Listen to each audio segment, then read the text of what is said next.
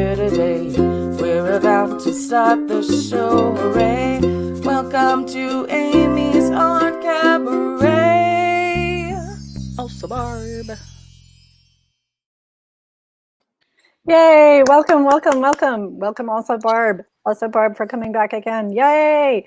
And then as if she's not coming back. Anyway. I was going to say, it's not really a surprise at this point. I don't know, maybe not. You're right. And then our special guest is Darlyn Susan Yee. Yay! A fellow yarn bomber with me, amongst other various textile artists. I think you're doing something right now, Darlyn. Are you? Yes, I am. I'm chain stitching. Ooh. Crochet, crochet, crochet. Is that what's behind you? I think yes, that piece behind me, the large piece, was is a re-envisioning of the 100 Colors project that was at let's see, Otis College. That was at Otis, right? Yeah. And it was for their 100 projects. Ooh. Celebrating the centennial of the college. Wow. So the concept for that was each of the colors represented the artists past and present who had gone through in the 100 years. That must be a lot of people. Mm-hmm. How many people graduate in a year? I don't know, but it's a lot. It's going to be a lot of colors. And it was a really cool installation that was on their large stairwell at the Galiff Center. Oh. Yeah, So for those who don't know the campus that well, is that in the center of the campus? It is. It is. It's a very small campus, and that's one of the best features for yarn bombing. I went and scoped it out, and I'm like, I want that, but I'll give them a few other choices. Just in case. I got that. Yay. Awesome. Excellent. Yeah, that's. I love the piece behind you, and I love that story. And it also reminds me. Last week we were thinking, like, what do we do with this art once the show it's in or it's made? But I mean, some of the things are easy. Like for instance, today, in honor of you, Darlyn, and yarn bombing, I yarn bombed myself. Awesome. I'm fully yarn bombed with many items that my mother crochets and has sent to me. I look kind of like an ice cream right now, but that's okay. You just have like somebody scooped a big thing of ice cream on your head. Yeah, I'm a tilted ice cream. Let me give it. It's all good. It's like, no, usually that goes on ice cream cones, but okay, sure. Well, you know, I put all the flowers like this. She didn't make it like this, but she made all these pieces. Well, one of the reasons I got into fiber art was that I really wanted to make things that were not wearable. Oh, that's interesting. But I wanted to use those techniques. As a kid, I was always, doing something with my hands. So I had to learn crochet. I had to learn knitting, but I learned them by watching others. So I developed a bunch of bad habits, and people correct me all the time, but I get it done. Yeah, there's no mistakes in art. Exactly. And that's one of the things that I found really fascinating about the difference between making for a craft environment and showing in a hobby setting. I started out my career showing my art in home and hobbies competitions at state fairs and stuff like that. And it was a whole different atmosphere where they're nitpicking the technique and the tension and, does the back look as good as the front? And in the context of art, all of that does not matter so much. The imperfections are a part of your hand. And only you really know it's there. So true. That is very true. It's a very different environment, but I'm still conscious of that upbringing to make it technically perfect. So I do take things out. I do start over. I am prone to taking it down to the first row if I find a mistake there. So, oh well. Barb, I know you do some crocheting. Do you do that too? Do you take things apart a lot, like your headphones? It kind of depends. Yeah, I was gonna say I'm a bit crocheted as well, but not intentionally for today. I've just like my headphones. She rolls. I can't hear anything after I take them off. The covering fell off, just like dissolved a bit over time, and so it's like let's just get some new headphones. It kind of depends on what I'm doing as to whether I'm gonna back up or not. Like I made a wig that looks like hair. Ooh. But it's made out of yarn. And for that, like, it kind of needed to be a little bit more, bit more accurate. Yeah, more structured. So I did back up now and then. I'll take stuff apart. I did it a few minutes ago because I started wrong on a new square. It's like, wait, no, can't do that. No, my squares have to be perfect. You've been crocheting long enough that you feel like you can crochet pretty well while you're talking or you're not paying attention? It depends on the project, and it also depends on what stitches I'm doing. I specifically chose this today. I'm making squares for a yarn bombing project. And I chose this because it's small and it's showable and also is not going to envelop the whole space. I tend to work large. I'm actually working on a project. Ooh, huge. Whoa. Oh, and my microphone is. That's right. We can still hear you. But I'm relearning how to do the seaming on the knitting machine. Oh, cool. And so it's just a very large project that I'm starting to work on. I'm starting the swatching process and also, just getting my wits about me for this project. It's going to eventually be shown. I'm guesstimating 7 to 9 pieces at LA Art Association's Gallery 825. Oh, very cool. So you have So coming up? I have a solo show in October 2021. Oh, you're so way ahead of us. I know. Well, I was trying to explain to some of my non-art friends that you just have to keep trying and put things in the pipeline, and try for things that are off in the future.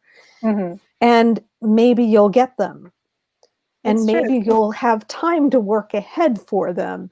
And that's the case with this project. It's going to be a very large project. I don't anticipate doing much of the work on the knitting machine, but I'm kind of testing out gauges and sample sizes to see what works. How big can you go on your knitting machine? Okay, maybe not, like whatever direction's the shortest direction. The needle bed will go about 36 inches. Oh, wow. In finished knitting once it's, blocked, settled down. I can add the ribber and do a technique that's considered U-shaped knitting, and that adds 36 more inches. Oh my goodness. Barb, have you used a knitting machine? No, I'm not talking knitting, the little round one you get that's plastic that everyone throws away. So you can make a hat. Right. I don't think so. Although it's entirely possible my mom has one and I played with it once, but I'm not sure. I don't think so. Oh. Not really, not a lot. Oh, Well, Mom, mine's a check that out. 1990s model. Brother, they don't make them anymore. And there are some really wonderful people who keep them running for me. I was going to ask you, if it breaks down, what do you do? And I also sent away for a book that that is likely to teach me how to knit, to keep my machine Going, yeah. Yeah. Very cool. Because I see in the pattern right now that a lot of the smaller retailers are beginning to close up, but others are opening up. So there's this ebb and flow. My go-to guy is Newton's Yarn Country in Anaheim, and their store is not open. But they are taking, internet orders by email. They're a little old school still. Right. Yarn shop. I mean, really. But they also make their own yarns. They have their own dyeing and factory, and they specialize in machine knitting yarns. So it's always fun for me to go down there and check it out. When they reopen. And so I called him up and I'm like, are you guys open? You still around? Can you get me? I can't find my. Is that the kind of place that you can take classes too? Yes. Very cool. And you can take classes on a machine that's like one that you're purchasing if you want to purchase a reconditioned machine. And Norman and Helen are great. I love them. But little things like my favorite tools. I don't know if this is going to show up. I see you holding something there. Let's look. It's a little teeny, like a knit. The like a snag hook thing. Yes. It's very similar to that. It's a little tiny latch hook. That's it. It's my go-to tool for weaving in ends. Oh. Makes life so much simpler. That's so interesting. I've, even though I'm a member of Yarn Bombing and I have bombed many things, I do not knit or crochet. I finger knitted. I've taught myself how to do that. But that's it. And my favorite part is that I don't know how to end it. So my endings are always just unique knots that I've made up on my own. Cool. Yeah. That's totally well, technically, you're supposed to weave in those ends. Yeah, we're supposed to go over each other. Yeah. Again, with the perfection thing. I was gonna say, it's like our it's a question of like, are you planning to be a purist about it too? Exactly. In my knotted work, I tend to be a little more of a perfectionist because it matters exponentially. That is going to change the rest of the piece.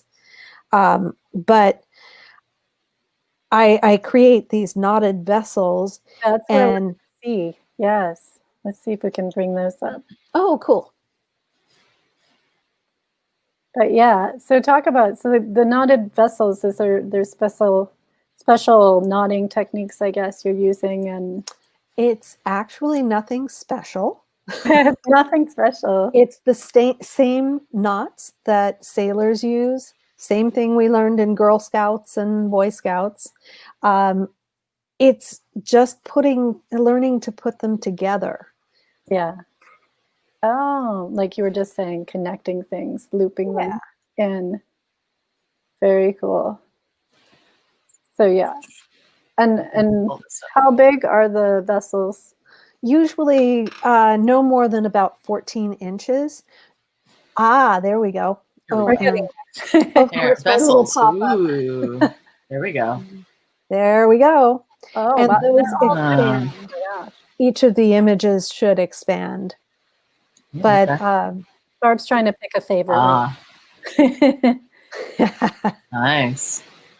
Wow, And I yeah. have a tendency to name these kind of funny, whimsical, excessively handled. I looked at it and I said, it's got way too many handles. It's got a lot of handles. Yeah. And that one, I was up. Chevron. This, oh yeah. I almost see like a face in this. Oh yeah. I know. Eyes and a chin there. And I Or- have done masks in the past. And, you know, I didn't really take to the masks so much because it just wasn't as challenging as the vessels. I couldn't see a way to go as different as I do with the vessels. And what do you use? Is this what kind of yarn or string or what is That is cotton string it? purchased from the hardware store. Generally, it's nice and accessible. Mhm. And the main idea is to use something that has a multiply Mhm. so that the twist goes in opposing directions, and that helps to hold the structure. And that's my big tip. Nice. Have you ever thought about, or have you dyed any of them since they're cotton? You could. I've thought about it. I once did a piece that someone said, "Oh, that should be brown. That really would look great in brown." And so I painted it, and I dislike the way it came out. Oh yeah. And so it's like, you know, you invest 6 months to a year working on a project, and then you decide to finish it off a certain way. And it's like, oh, well, that didn't work. Come buy this brown vessel from me. Yeah. And it doesn't show really well in photographs either because of the contrast, the brown, brown, brown. I like the beige string because you can see the intricacies of the knots. Well, that's true. That's a good point. And That was a fun project. Yeah, it looks like it. Working with Yarn Bombing Los Angeles, we were able to cover the Craft and Folk Art Museum with yarn. That was before I got here. Otherwise, I would have been a part of that one. It was really funny the way that came about. We were all sitting, waiting for our meeting. We used to meet in their workroom. And so we were waiting for our meeting, and someone commented, "Doesn't the building across the street look like a little dollhouse? Wouldn't it be fun to play with scale and put something you think of as small on it in a larger scale to bring the scale down?" Oh, nice. And we started really riffing on that idea and the concept of how that museum, as powerful as their collections, their exhibitions are, they're a non-collecting museum as far as I know still, but at the time, you know, they were really doing some exceptional exhibits and bringing in a lot of really cool artists. And so, but the stature of the building kind of compared to and contrasted with LACMA. And you can't see it in this image, but on the banner on that lamppost is the Stanley Kubrick exhibit. Red banner. That was at right here. yeah. Unfortunately, you can't see it in that image, but it was an ad for what was down the street at LACMA. And it was just this interesting contrast in elements of scale and budget, and it was really fun. We self-produced that project. And we got all the money, all the funding ourselves. Oh, wow. It was a GoFundMe or One of those campaigns, the Kickstarter campaign. exactly. Yeah. And so it was fun. It was a lot of work. And you think of everyone working in 5-inch granny squares. Oh gosh.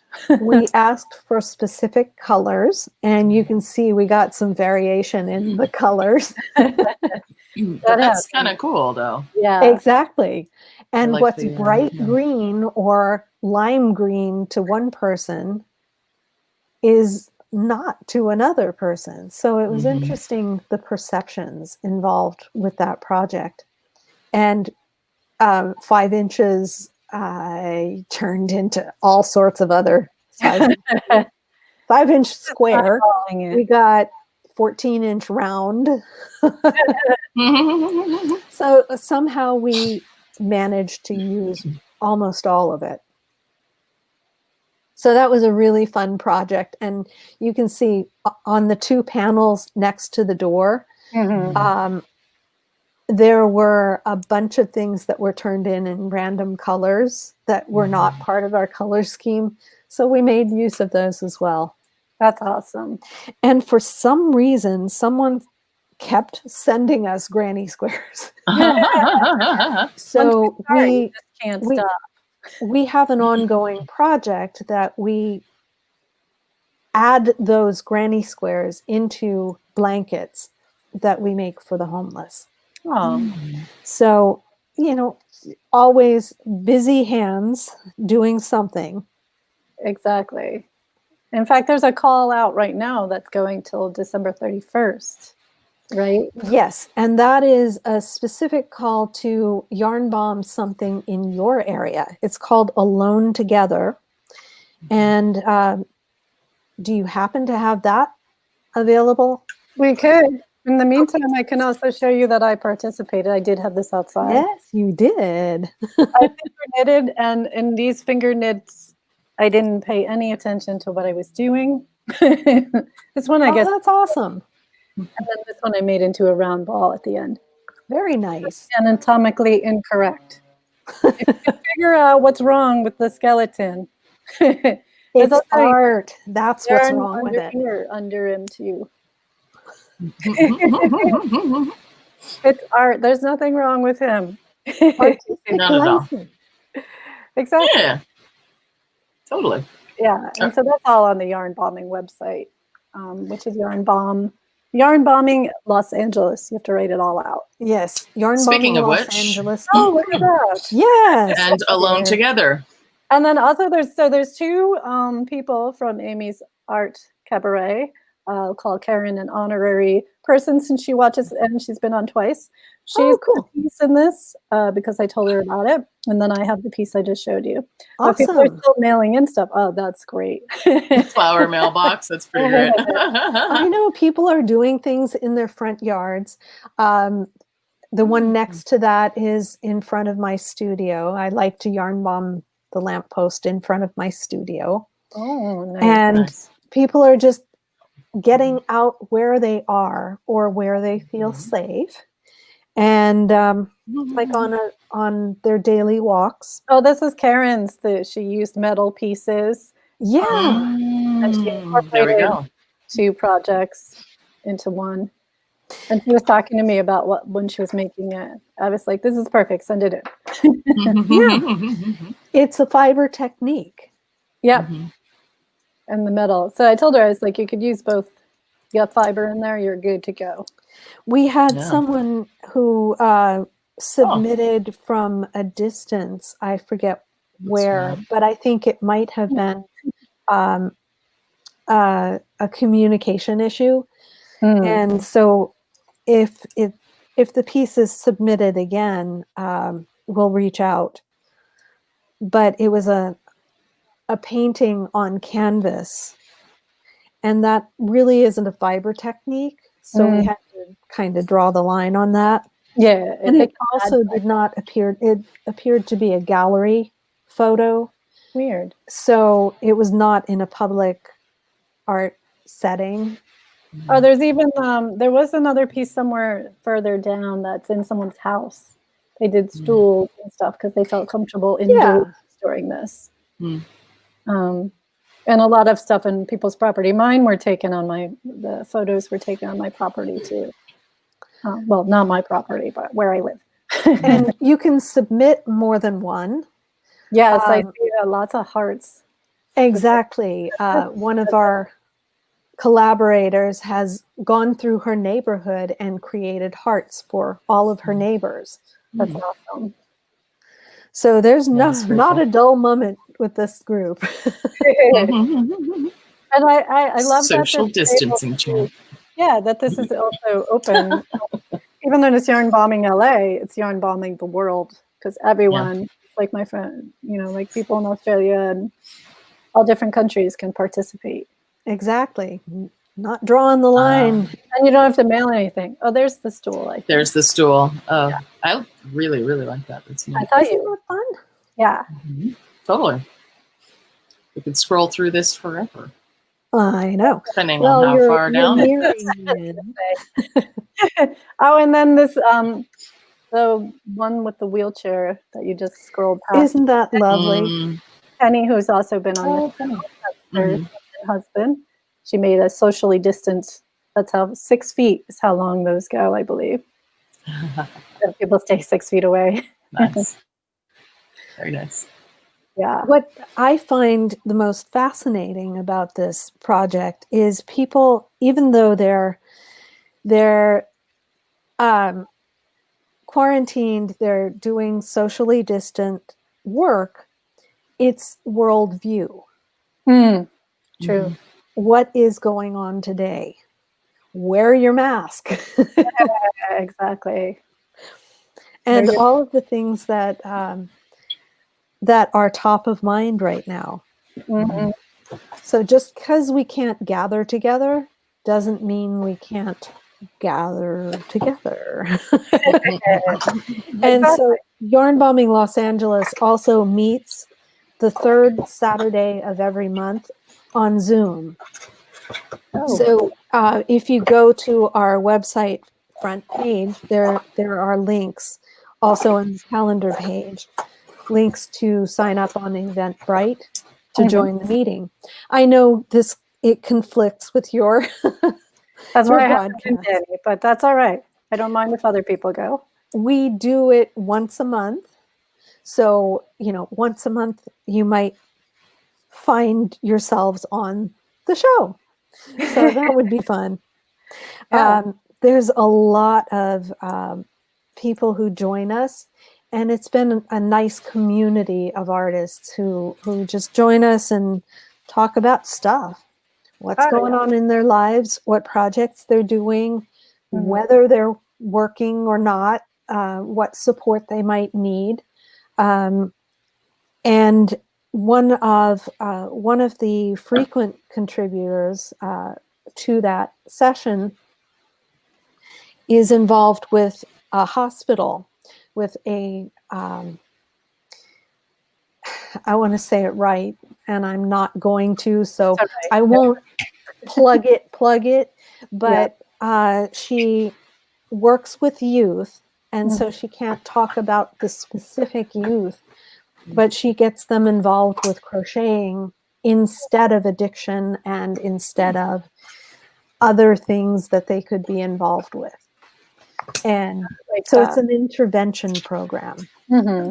And so we've been able to point people in her direction for materials and things, and also give a little love to her stuff. That's right. It's Spread Love Crochet. Very cool. And it would be cool if she had some of those kids be able to participate in yarn bombing. Yeah. They could mail or email in pictures of stuff. Sure. Yeah. And part of the deal is, since they're in a program, they don't want to be public about it. Correct. They don't want to go on camera or anything, but it's a nice way for them to do something in public that's more anonymous. Oh yes, I've taught yarn bombing to different school age children and stuff. And one of the questions I always get is, are you allowed to do that? Well, that depends. Yeah, and sometimes it's forgiveness is better than asking permission. Other times it's, the other way around. One of the projects that is coming up for Yarn Bombing Los Angeles is going to be, we were approached by a museum and invited to be a part of a public art project that's going to take place citywide, off in the distance. Yes. In July of next year. So we were asked to specify a site and create a proposal. The proposal was accepted, but we can't quite talk about it in more than general terms. How long does a call go out before something is due usually? I mean, some of them are really quick turnarounds, but this one's going to be a longer term call. We're hoping to get it out at the end of this month or toward mid-December if we get delayed for any reason. We've already taken some site photos, and it's going to be a really cool site. Oh, yay. But part of it is because there are so many entities involved, we want to be sure and get all of the permissions, all the liability stuff handled in advance so that the artists just figure out the artwork that they want to present and go. So that would give from, say, mid-December until July to get it together. So very cool. So the question then is where do we look for information to be posted about this? It'll be on yarnbombinglosangeles.com. Okay. Yeah. And you can also sign up for our email list. There's I don't know if the pop-up's working. Last time it was on, it didn't. I've been on the site too much to know. But there's also a little snip up at the top. That you can right at the top there, it says subscribe to the, not too hard to find. Exactly. Very first thing. Yeah. And there's also a contact page that you can reach out to us. We divide the labor between 3 people. Right now it's me, Judy Richards, and David Orozco. And the 3 of us are the core members at this time. We ebb and flow depending on who's available for what and who's technically available or physically available. Both, yeah. Exactly. And so there are certain tasks that I take on more than others. I tend to handle a lot of the tech issues, the online stuff. And David's more the measuring and figuring it out kind of person because he's really good at that. And he's the yarn detangler because he has the patience to do so. And Judy handles a lot of background research and, getting our heads on straight. Wait a minute, do we really want to do that? Or that timeline is too tight? That kind of question is the one she frequently asks. Well, that's good. That's what I was thinking too. And you need someone for that. Yeah. Exactly. Is this call going to be outside of the LA area or just LA? I think we're going to open it up for submissions and see what happens. It will be available to shipped work, but we'll work out the logistics. It would be shipping at the artist's expense to and from, just because we're not an official entity.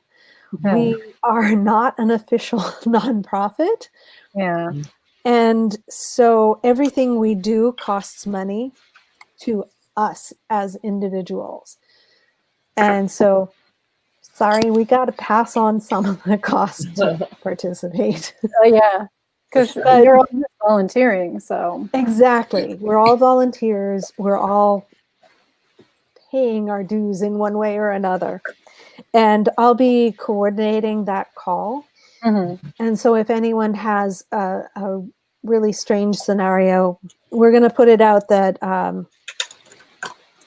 if they cannot be on site to install and deinstall, reach out to me because I'll be the one coordinating. And again, in the sharing the labor, it's going to be a socially distant project. Mm-hmm. We'll schedule people in so that they are distant enough from one another. Oh, so that means it might have to be a longer install, I would think. Exactly. Yeah.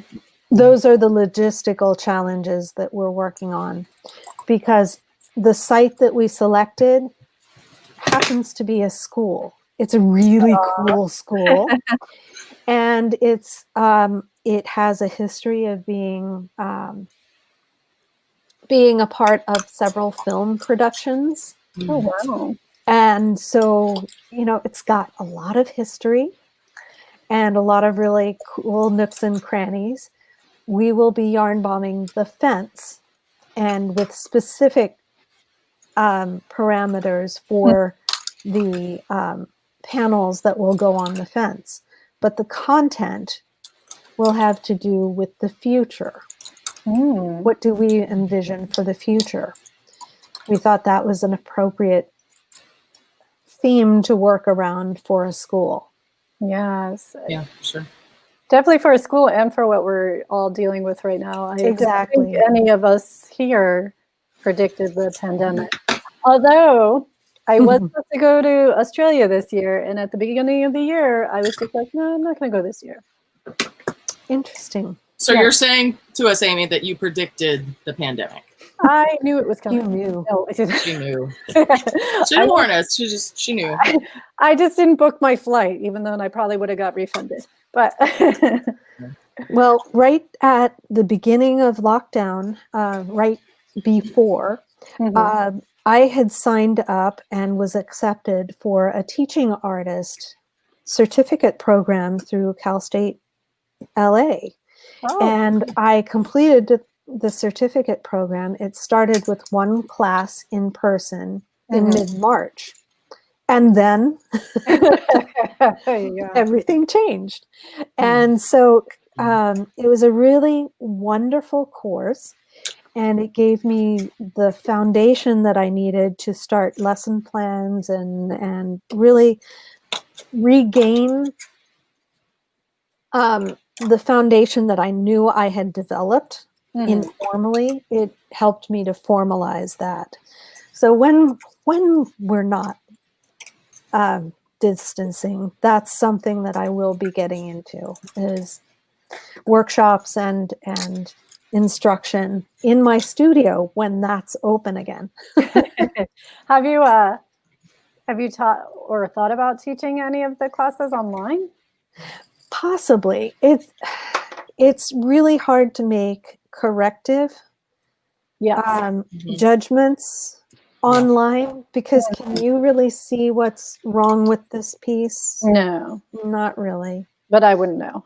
Also, it depends a lot on the camera that they have. The camera, if they have a camera connection. Barb and I have both separately been teaching classes online. Barb much more than I.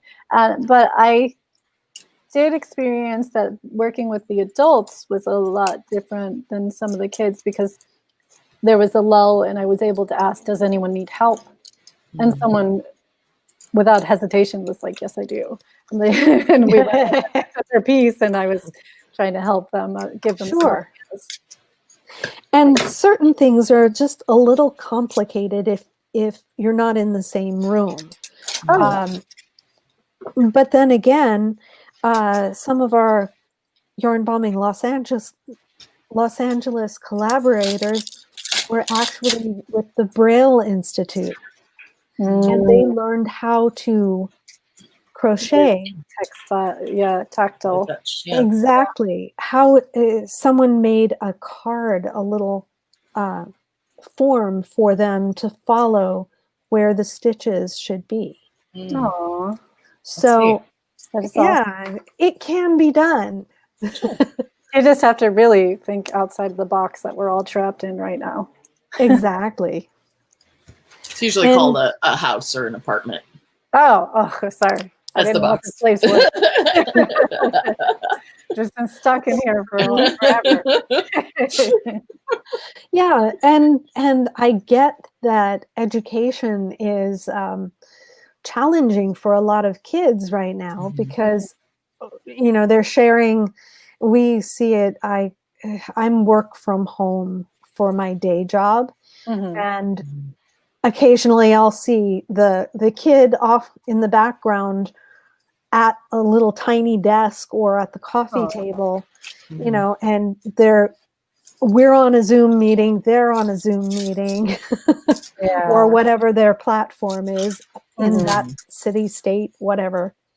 And so it's a really interesting time. We're all adapting to different ways of working. I was on a call with a few hundred people on Wednesday, and all of a sudden the speaker, his kid came up and, "Hi, Daddy," kisses. And you just can't script those. You can't predict them. It is what it is. Exactly. My cat's been in the show a couple times, but I don't know when he's going to jump up. Yeah. Same. Yeah. Cats are very into that. Well, my husband and I have this long-standing phrase: "No pets, no kids, no plants." And that's just us. Yeah. We don't have those things in our lives. What about this kind of plant? That's cool. I could work with that. No watering. I just don't have a green thumb.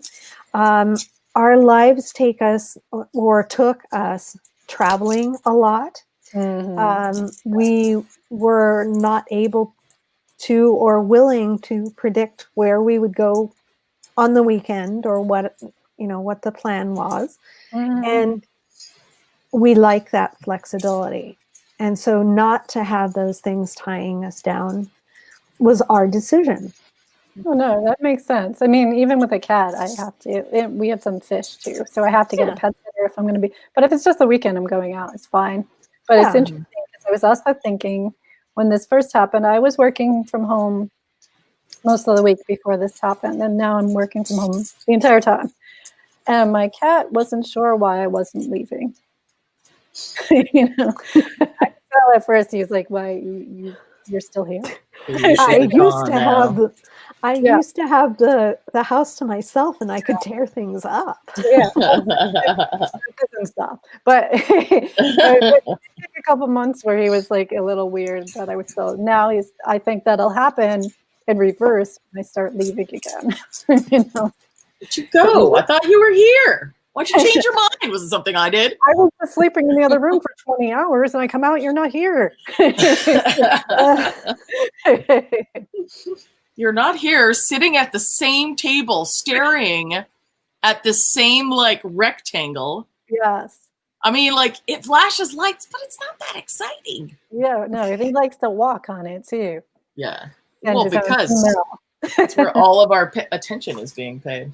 Yeah, that's true. One of the coworkers actually, the cat would come up and say hello, and kind of paw at the screen a little. Oh, that's so cute.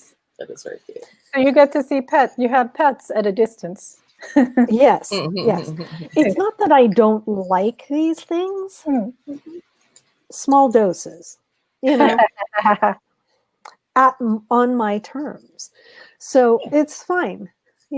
I have friends and family with kids, and it's fine. Perfectly fine. Did you have any pets growing up? Yeah. Cool. We had a lot of different pets. Yeah, we had different pets as well, just random. But it just wasn't my lifestyle with all the art stuff and all the chaos. And how do you manage yarn with cats? It's true. I was going to say, as a seamstress, the horrors that I hear from other seamstresses are the cats that get into the room. I don't, as you can see, have a separate room, but the cats that get into the sewing room, and I'm like, oh, you have a sewing room, get into the thread and eat all these things and then have to go be taken to the vet for surgery and stuff. And luckily my cat doesn't want to eat anything. He just wants to swat it around the room and chase it.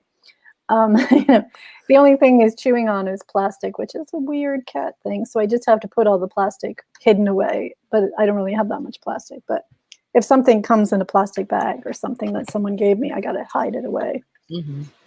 I don't know if they still do this because I've been out of school long enough.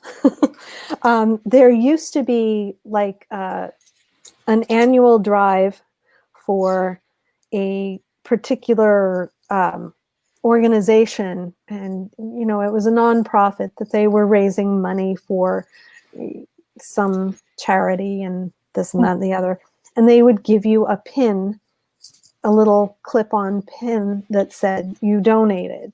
And one year the corners were squared.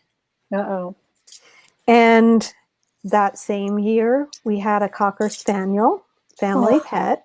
He loved to climb up on the dressers. She found that pin, ate it. Of course, because she's a dog. Oh no. And surgery. Oh. Lodged in her stomach lining. Oh. So meanwhile, yeah. It's not a good I don't need that kind of thing. There's the danger, there's the having to get pet sitters, there's the cost too. You got to feed these guys. Sure. You gotta give them all the extra stuff they need. As soon as I got a cat though, everyone that also had a cat came and gave me cat toys. I had more cat toys than I've ever seen. But he still wants the box. He doesn't care. I was going to say, really, the best cat toys a lot of the time are just, the box, the screen of your phone that catches the light and then flashes on the walls. And all of a sudden it's like, whoo. I thought you were going to say the window screen because that's a very popular one too. That's a good one. Yeah. That's always entertaining. It is entertaining because they crawl up and I have tall windows and he gets up. I've taken the screens out now, but he gets up to the top and then he can't get down. So he has to kind of let go and reach back on as he's falling to the ground. Oh, what fun. It's like, oh my God, you're going to hurt yourself. So, yeah. Long time ago, I had a roommate with a cat, and the cat was active like 3 o'clock in the morning. Yep. And zooming from one end of the apartment to the other, screeching down the wall. Yes. It was fun. Good times. Good times. Yeah. I had a friend who had a cat, and I was sleeping over her place, and she's like, oh, you might have a cat on your head. I'm like, on my head? Why would your cat go on my head? Luckily, he did not. But every cat's different, man. Cat on my head. Individual souls. Exactly. Very much like artists. Exactly.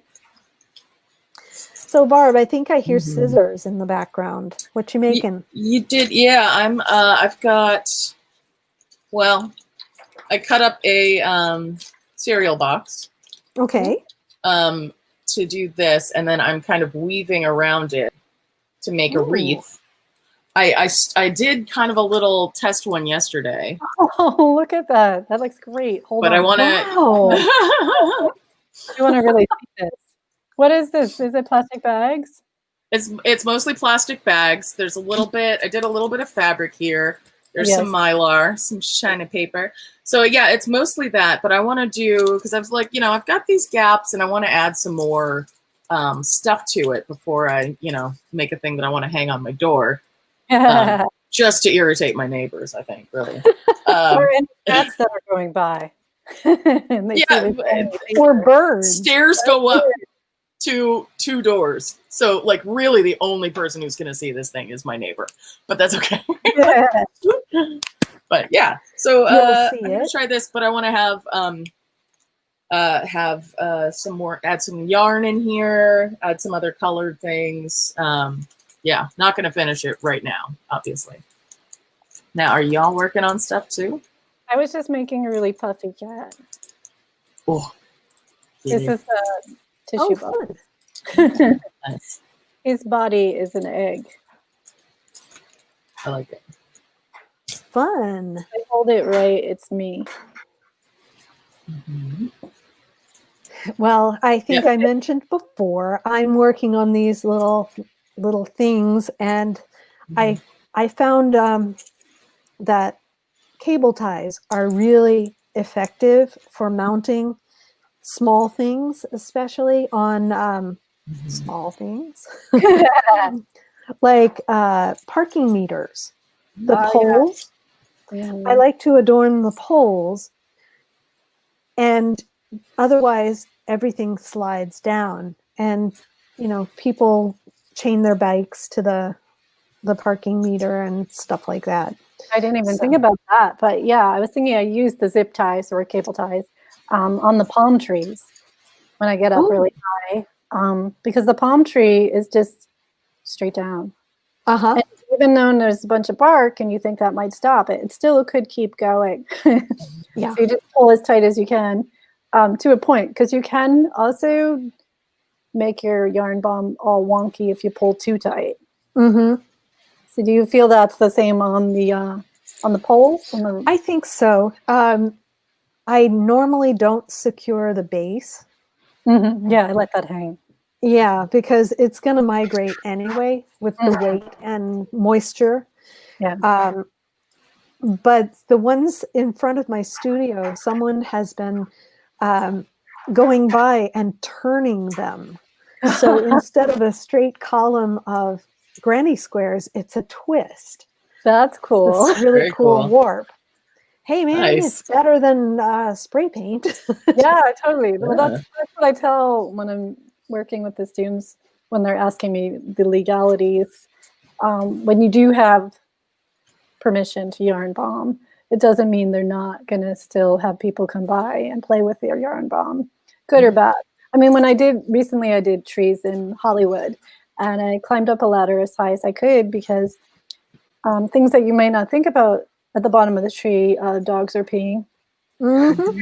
People may or may not put their bicycle there, which doesn't really matter as much. But also people in Hollywood are always leaning up against things, which is fine. But I just was thinking, how high can I get it before it comes down? And then I do leave the bottom loose, because it's going to fall if it's going to fall. Well, the first large-scale yarn bomb that I did was in front of Craft and Folk Art Museum, and it was one of the very old street lamps. And the base of that street lamp was about 108 inches around. Wow. And so it was very large. Yeah. When I deinstalled, it smelled like urine, probably pet urine. Yeah. It's like, oh, yeah, I'm keeping that. Yeah. I give them to friends who have washing machines so they can wash them. I didn't even want to go there. Well, urine is a whole different, but still it would come out in the wash if you wanted. Exactly. And there are ways to recycle even things that have been sun faded. Yep. First of all, you can turn them around. Second of all, you can paint them. Oh, yeah, that's true. And And third of all, you can take parts that are less sun faded and incorporate them with other yarns. Or the sun faded part of of a bunch of different pieces. That would be cool. A bunch of sun faded pieces together. Yeah. There are ways to work with it. Totally. It doesn't just automatically go in the trash. No. My yarn bombs get reused constantly. In fact, one of them, though, I'm thinking about making into a garment. Oh, really? Yeah. I'm not telling you anymore. You'll know the yarn bomb. I will display it to everyone when I finally get around to doing it. Until then, it's in my head. Very cool. Yeah. It's just thoughts. Well, I did take some yarn bombs and I made it previously. I don't have it on today, but I made a headpiece that I will usually wear to all the yarn bomb events. But Barb, you're very concentrated. I know what you're doing, but did you have any questions for Darlyn before? We got 4 minutes left, ladies. 4 4 minutes. Okay, let's see. Well, that's a good one. Yeah. Silence. Just dead silence. How good are you with silence? Well, let's put it this way. If you have nothing to say, I can plug the next show I'm in. Oh, that was my question. Let's do that. Actually. I was going to ask one first, but that's I can ask. Yeah, no. You do that Barb, first. Barb, you asked that one. What do you have coming up? I have been juried into a show at LA Art Association's Gallery 825. It's going to be a physical show. They're gathering the work in early December, and it opens December 12. So they're at 825 La Cienega. They will be open by appointment. How long is that show going to be up? It's going to be up into January. I think I want to say mid-January. So the juror is Shannonese Jambrot, and she selected a bunch of artists that I know and love. So it's going to be a really fantastic show. Very cool. That is the gallery. Oh. And that's also the gallery where I will be having a solo next year. Nice. Very cool. 2020 now, or any of, let's see, I'm looking for. It's in here, yeah. But it should be coming soon. 2020. This is 2020, December 12th through January 15th. That's the one. There it is. Open show. Yep. Woo! Nice zooming in there, Barb. Thank you. Okay, so we all know to make appointments during those times. Yes, and I think they have a page up now or soon that describes all the artists who are in the show. Oh, very cool. Like an upcoming show page. Yes. Very nice. And they are generally pretty good about putting the upcoming shows on their front page as a scroller. So they've been really improving the website, and I really love the organization. It's been very supportive during this crazy time because they pivoted. There it is. And you can see there are a lot of artists in the show. I know, I can't even read all these things. There's so many names. I probably know some of these people. You do. I can guarantee that. Well, I know you. So you can comb that list for people to have on your show. Oh, yes. If any of these people would like to be on the show, Barb and I would love to talk with you. Yes. Well, thank you for sharing all this with us, Darlyn. I've had fun the last hour. I've learned things. I'm excited to the future of what I'll be yarn bombing that I don't know yet, but it will be happening. It's coming soon. It's released to the world because I'm on the email list. Yes. I am now too. Awesome. Awesome. Barb and I will release it together Yes. to others. So, yes, I think this has been a lot of fun. Barb, have you had fun today? I have had fun today. I like that you thought about it. Well, Yeah. yeah, and then I've got a little bit of a wreath going. And so, Excellent. Darlyn, Good we progress. look to see your finished pieces, to learn about the knitting machine and all sorts of things happening in your studio. And when it opens back up again, hopefully we can Okay. all visit. That would Ooh. be fun. Yeah, Yes. Barb and I'll take the show on the road. I don't know what that means, but Sounds like a plan. So thank you for being with us, and thank you Thank for you. everyone who's been watching. And Darlyn, you can come back anytime. And thank you for all the people watching the recording later. Hope you all have a great day. Bye. Bye.